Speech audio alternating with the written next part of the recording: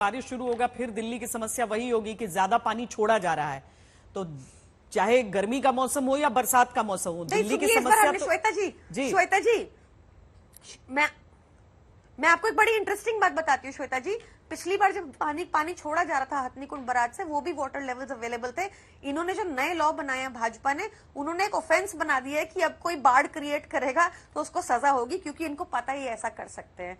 दूसरी चीज श्वेता जी, अभी इस बार हमने मॉनसून की प्रिपरेशन भी, जो आपको याद होगा पिछली बार आईटीओ बराज जो हरियाणा सरकार को मैनेज करना होता है, जिसके हम पैसे देते हैं पर हरियाणा सरकार मैनेज नहीं करती, हमने उसके गेट ऑलरेडी कटवा दिए ताकि दिल्ली में वो सिचुएशन ना हो। अभी इनसे हाथ जोड़ के ये रिक्वेस्ट है, 10 दिन के लिए दिल्ली वालों को पानी दे दें, 28 लाख लोगों की पानी की पूर्ति। चलिए, मुझे लगता है दिल्ली की जनता इस बात को सुनकर और रिकॉर्ड करके भी रखेगी कि इस बार वाकई अगर वैसी नहीं हो तो हम उम्मीद करते हैं कि वाकई वैसी परिस्थितियां न आए। लेकिन बांसुरी जी, आप ये बता रही हैं कि हरियाणा ने कितना पानी रोजाना का छोड़ा है, दिल्ली के पास कितनी कैपेसिटी है उस पानी को ट्रीट करने की, लेकिन ये बातें आंकड़े सुनकर और जो बातें प्रियंका कक्कड़ कह रही हैं उन बातों को सुनकर क्या दिल्ली की जनता को केवल बातों के बीच से यह तय करना है कि कौन सी बात सही या गलत?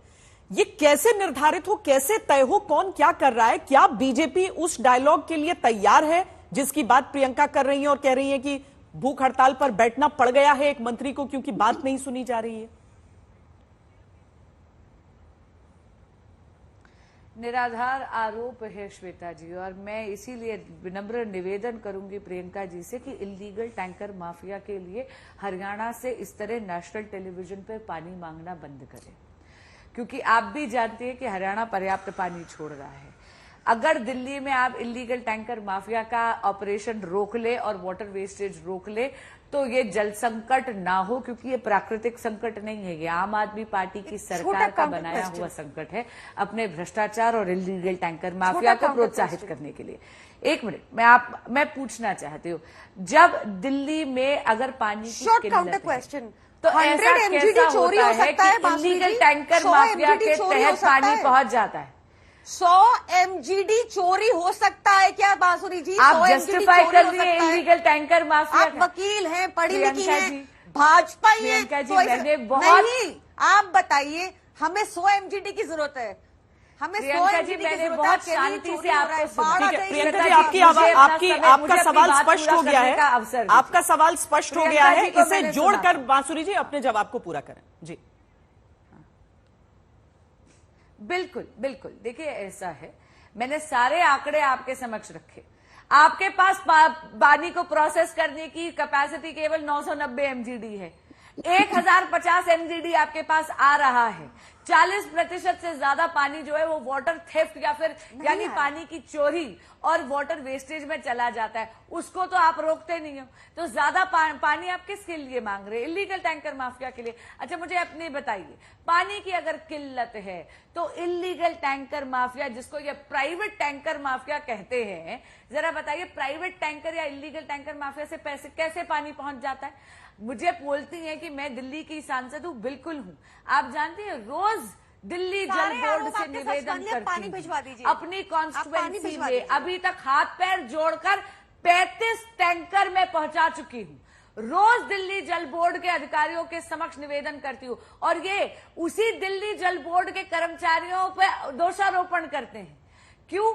क्योंकि इन लोगों को इल्लीगल टैंकर माफिया को प्रोत्साहित करना है। ये चाहते नहीं है कि दिल्ली जल बोर्ड के अधिकारी काम करें। हरियाणा सरकार और मैं ये पूछना चाहती हूँ, एक मिनट प्रियंका जी बात पूरी हो जाने दीजिए। मैंने आपको ओवरलैप में दोनों की बात नहीं सुनाई दी। Shweta ji, this is not done, this is आप उसके बाद अपनी बात रख लीजिएगा। हाँ, डिबेट ऐसे नहीं हो सकती। बिल्कुल। आप मुझे ये बताइए, 1 दशक से आप यहाँ पे सत्ता भोग रहे हैं, दिल्ली का पानी का संकट हर गर्मी में क्यों आता है? आपने जब द्वारका का WTP खोला था, वाटर ट्रीटमेंट प्लांट खोला था, तब तो बहुत बड़े बड़े दावे करे थे। शीला दीक्षित जी पर आप बहुत बड़े बड़े आरोप लगाते थे, लेकिन आप भी उसी चक्कर में फंस गए। आप मुझे ये तो बताइए ना कि आप ये कहते हैं कि माननीय मुख्यमंत्री जेल में, 1 दशक से तो जेल में नहीं थे। सुप्रीम कोर्ट ने भी बोला कि ये पानी का संकट 2018 में भी आया, 19 में भी आया। हर गर्मी में दिल्ली पानी के लिए तरसती है, हर मॉनसून में दिल्ली पानी से त्रस्त होती है। ये नियति बन गई है। आप बड़े बड़े दावे करते हैं। मुझे ये बताइए, यहां पर सत्ता भोग रहे हैं माननीय मंत्री, कमांड में तो है नहीं सिचुएशन की, कोई भी उन्होंने ना मास्टर एक्शन प्लान बनाया, ना दिल्ली जल बोर्ड की पाइपों की मरम्मत करी, ना इलीगल टैंकर माफिया को रोका। आज वो विपक्ष की भूमिका निभाने के लिए अपनी सरकार के निकम्मेपन पर आवरण डालने के लिए अनशन पर बैठी है। अनशन से क्या होगा?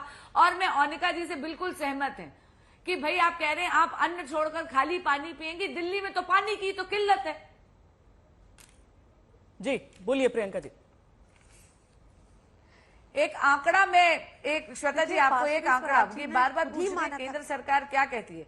आप जानती है 28,400 करोड़ रुपया केंद्र सरकार दिल्ली को दे चुकी है दिल्ली जल बोर्ड के लिए। वो दिल्ली जल बोर्ड जो 2013 में 600 करोड़ रुपए के मुनाफे में था, केजरीवाल सरकार के शासन में एक दशक में 73,000 करोड़ रुपए के घाटे में लाकर खड़ा कर दिया इन्होंने। ठीक है, ठीक है जी। प्रियंका जी।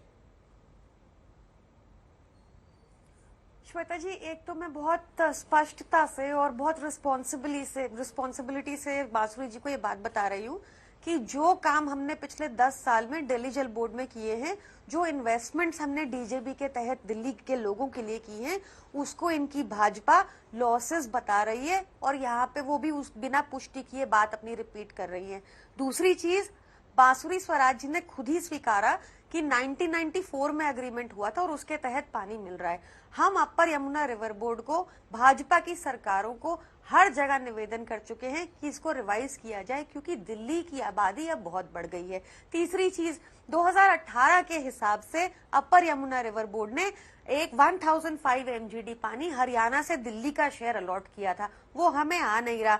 आप अब ये जो अग्रीमेंट है ये 2025 में दोबारा डिस्कस किया जाएगा। हम चिट्ठियां लिख रहे हैं कि पहले ही कर लो। तो इसलिए आपने जो क्वेश्चन पूछा श्वेता जी ना कि क्यों बार बार ये आ रही है, वो इसलिए होता है क्योंकि पीछे से जितना सप्लाई हमें अलॉटेड है हमें वो बढ़ाना है, वो टाइम भी आ रहा है, वो होगा।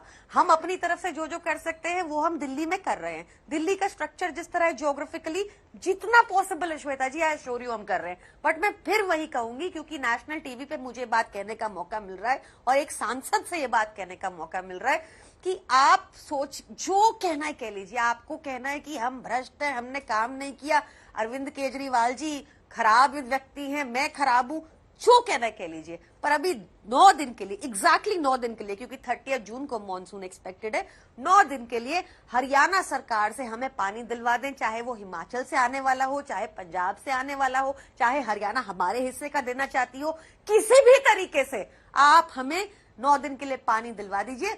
हमें जो मर्जी गालियां दीजिए, जितने मर्जी मटके फोड़िए, हमें कोई दिक्कत नहीं है। बस ये मेरी अपील है आपसे। ओनिका जी, आपने पीछे की बात कही कि क्या क्या चीजें हो जाती तो आज स्थिति ये नहीं होती, लेकिन अगर मैं आपसे ये पूछूं, क्योंकि कांग्रेस का लंबा शासन रहा है दिल्ली पर, शीला दीक्षित एक बहुत ही अच्छी मुख्यमंत्री भी रही है, बहुत सारे उनके फैसले भी रहे हैं जिन पर आगे बढ़त हमने आने वाले सालों में देखा है।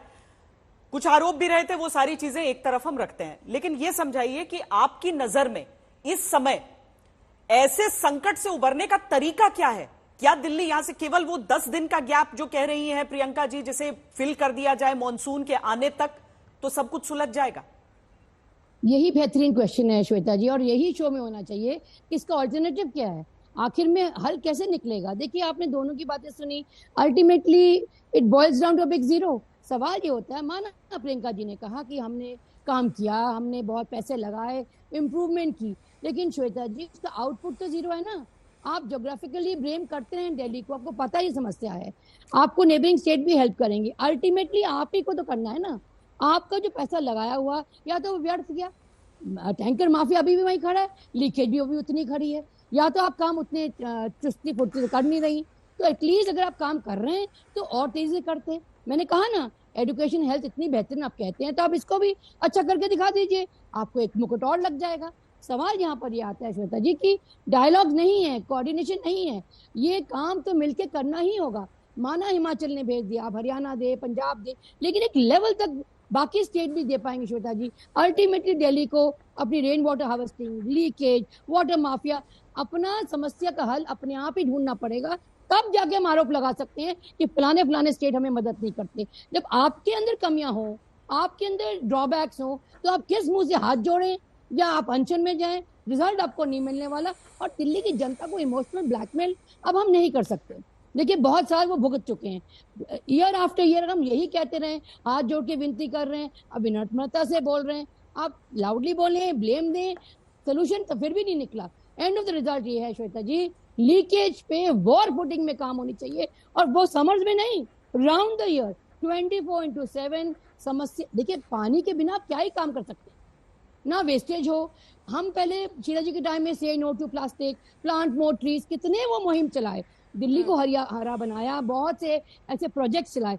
आप प्रोजेक्ट चलाइए ना, आप बच्चों को रोप इन करिए, स्कूल के बच्चों को इन्वॉल्व करिए, बड़ों को इन्वॉल्व करिए, RW को इन्वॉल्व करिए, भागीदारी स्कीम्स थी, तमाम सोल्यूशन हैं, करिए। तो आपने किया लेकिन उसका आउटपुट तो श्वेता जी दिख नहीं रहा। समस्या बड़ी विकट है, पूरी दुनिया देख रही है। कई सारे ऐसे बड़े बड़े देश हैं, बड़े बड़े शहर हैं जहां पर पूरी तरीके से कहा गया सूखा, दक्षिण अफ्रीका का शहर जहां कहा गया पूरी तरीके से सूखा हुआ। यहां देखिए आप बेंगलुरु की स्थिति किस तरीके की है।